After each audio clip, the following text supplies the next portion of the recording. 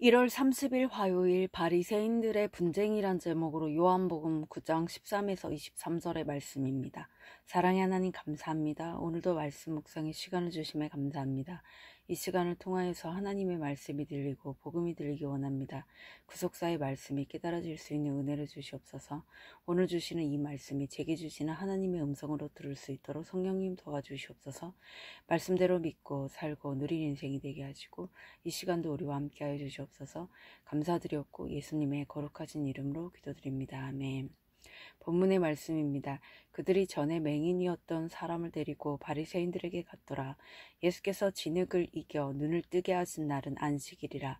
그러므로 바리새인들도 그가 어떻게 보게 되었는지를 물으니 이르되 그 사람이 진흙을 내 눈에 바름에 내가 씻고 보나이다 하니 바리새인 중에 어떤 사람은 말하되 이 사람이 안식일을 지키지 아니하니 하나님께로부터 온 자가 아니라 하며 어떤 사람은 말하되 죄인으로서 어떻게 이러한 표적을 행하겠느냐 하여 그들 중에 분쟁이 있었더니 이에 맹인되었던 자에게 다시 묻되 그 사람이 내 눈을 뜨게 하였으니 너는 그를 어떠한 사람이라 하느냐 대답하되 선지자니이다 하니 유대인들이 그가 맹인으로 있다가 보게 된 것을 믿지 아니하고 그 부모를 불러 묻되 이는 너희 말에 맹인으로 났다 하는 너희 아들이냐 그러면 지금은 어떻게 해서 보느냐 그 부모가 대답하여 이르되 이 사람이 우리 아들인 것과 맹인으로 난 것을 아나이다.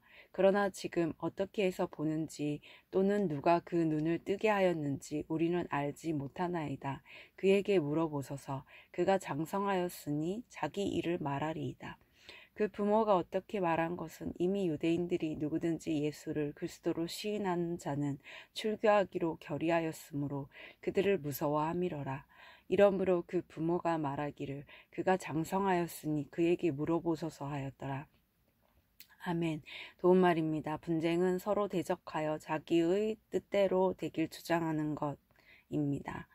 출교하다는 유대인의 해당에서 내쫓다는 뜻으로 출교는 율법을 범한 자에게 가해지는 최고 형벌로서 출교당한 자는 단순히 종교적 측면에서 배척당할 뿐만 아니라 동족과의 접촉, 교제나 상거래 등 마저 금지되었기에 유대 사회에서 영구히 매장되었습니다. 본문 요약입니다. 바리새인들은 예수님이 하나님께로부터 온 자인지 아닌지를 두고 분쟁합니다. 맹인이었던 자가 그들에게 자신의 눈을 뜨게 한 사람을 선지자라고 고백합니다.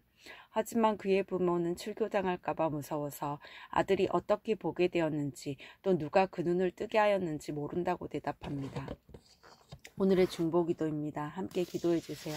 직장인들이 일터에서 어떤 조롱과 박해를 받더라도 내가 만난 주님을 증거할 수 있게 하옵소서. 아멘.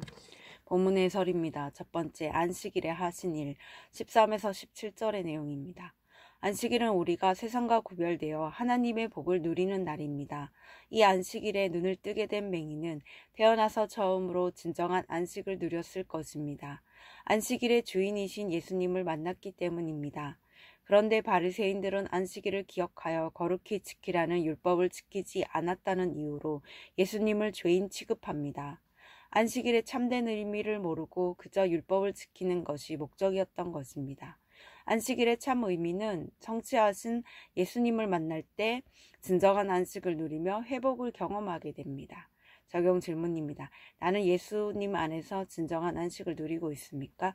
예수님과 상관없이 형식적으로만 주의를 지키고 있지 않습니까? 두 번째, 맹인 부모의 증거 18에서 21절의 내용입니다. 유대인들은 예수님이 맹인의 눈을 뜨게 하신 구원의 사건을 믿지 않습니다.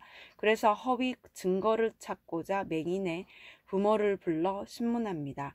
유대인들 앞에 불려온 맹인의 부모는 공동체에서 소외될 것이 두려워 예수님이 낫게 하셨다는 결정적인 증거만 빼고 그들이 원하는 대답을 합니다. 육신을 낳아준 부모라 할지라도 자녀를 구원하신 분이 예수님인 것을 모를 수 있습니다. 가족이라 해도 육신을 따르는 자와 영을 따르는 자의 가치관이 다르기 때문입니다. 적용 질문입니다. 구원의 기쁨을 알지 못하는 가족을 위해 애통한 마음으로 부르짖어 기도합니까? 세 번째, 출교 당하는 이유 22에서 23절의 내용입니다. 그 당시 예수님을 그리스도라 시인하는 자는 출교를 당했습니다. 출교를 당하면 일상생활이 불가능했기에 맹인의 부모는 예수님이 자신들의 눈먼 아들을 고쳐주신 사실을 시인하지 않았습니다. 주님의 이름으로 구원받은 우리도 세상에서 출교를 당합니다. 세상 사람들은 예수님을 만났다는 나의 간증을 듣고 조롱합니다. 그러나 성도는 그런 세상을 무서워하지 말고 만나는 사람과 출입하는 장소와 먹고 마시는 것들을 세상과 구별하여 스스로 출교해야 합니다. 적용 질문입니다. 세상에서 당할 조롱과 박해가 무서워 내가 구원받고 살아난 간증을 못하고 머뭇거립니까? 오늘 기도하기는 스스로 세상에서 출교하지 않고 바리새인과 맹인의 부모처럼 세상과 타협하려는 죄성이 저에게 있습니다. 참된 안식을 주시려 저를 찾아오신 예수님을 부인하고 대적한 것을 용서해 주옵소서. 이제는 세상의 조롱과 수치를 두려워하지 않고 내가 만난 주님을 담대히 전할 수 있게 하옵소서. 아멘. 묵상 간증입니다. 고발하는 엄마란 제목으로 박혜경님의 말씀 적용글입니다. 하루는 재택근무를 마치고 집에 오니 학원에서 돌아온 중학생 아들이 거실에 누워 있었습니다. 저는 아들이 반갑기도 하고 귀여워서 아들의 엉덩이를 쓰다듬었습니다. 그런데 아들은 굉장히 불쾌해하며 제게 사과를 요구했습니다. 아들의 반응에 당황한 저는 엄마에게 그게 무슨 말버릇이야 라며 아들을 나무랐습니다. 그런 제게 아들은 더욱 강하게 사과를 요구했습니다. 그리고 수치심을 느낀 건 난데 왜 내가 이런 소리까지 들어야 해? 라며 저를 몰아붙였고 결국 저는 아들의 마음이 풀릴 때까지 여러 번 사과했습니다. 하지만 그러면서도 괘씸한 마음이 가득했습니다. 그런데 그날 밤 남편이 할머니의 스마트폰으로 몰래 게임을 한 아들을 나무라는 일이 생겼습니다. 아들에게 앙금이 남아있던 저는 남편에게 그동안 아들이 한 잘못을 다 일러바쳤습니다. 게임을 하느라 학원에 지각한 일, 학교 숙제를 뒤늦게 하느라 급식을 못 먹은 일, 할머니를 부려먹은 일 등이었습니다. 아들은 엄마가 아빠에게 자신을 고자질했다며 저에게 분통을 터뜨렸습니다. 그때만 해도 저는 어른들에게 잘못 행동하지 않도록 아들을 훈계하는 것이라고 생각했습니다. 그런데 맹인이 눈뜬 기적을 보고도 예수님을 트집 잡으려고 하는 바리새인들의 모습을 보며 아들의 문제가 아니라 제 마음이 문제라는 것을 깨닫게 되었습니다. 저는 아버지가 부재중인 가정에서 자라면서 공경한 환경을 늘 억울하게 여기고 살았습니다.